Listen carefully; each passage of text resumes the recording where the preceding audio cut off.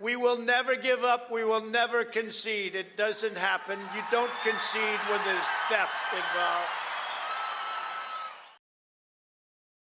We can take that place. And then do what? Heads on pike.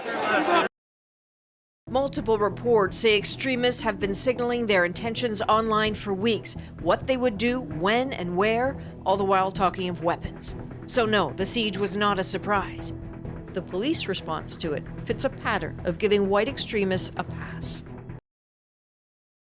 At this hour, our democracy is under an unprecedented assault, unlike anything we've seen in modern times.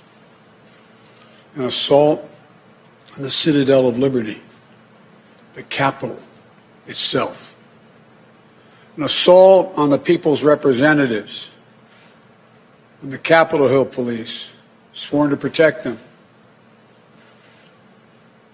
and the public servants who work at the heart of our republic.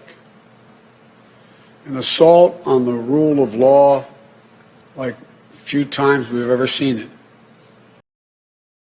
White supremacy lives here, screaming to the top of your lungs, Black Lives Matter! Black Lives Matter!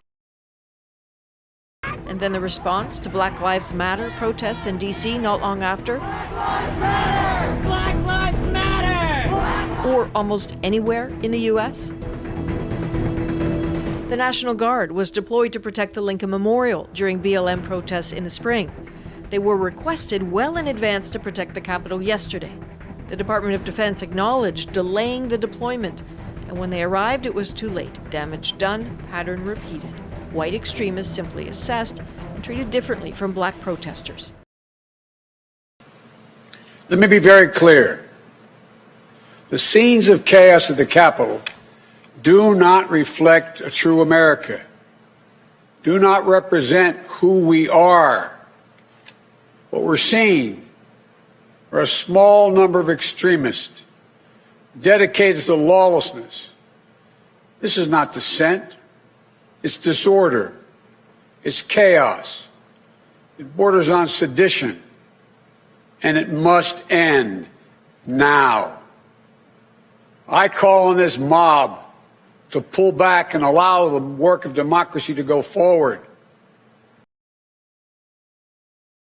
Here's another example of what we see as white privilege, that you are able to come and be a mob and go in and take over just about, for a little while anyway, the U.S. Capitol of the United States.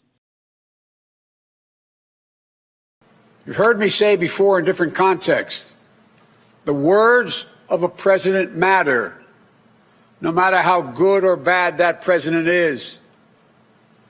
At their best, the words of a president can inspire. At their worst, they can incite. And therefore, I call on President Trump to go on national television now to fulfill his oath and defend the Constitution and demand an end to this siege. To storm the Capitol, to smash windows, to occupy offices, the floor of the United States, on the Capitol, on the House of Representatives, threatening the safety of duly elected officials. It's not protest, it's insurrection.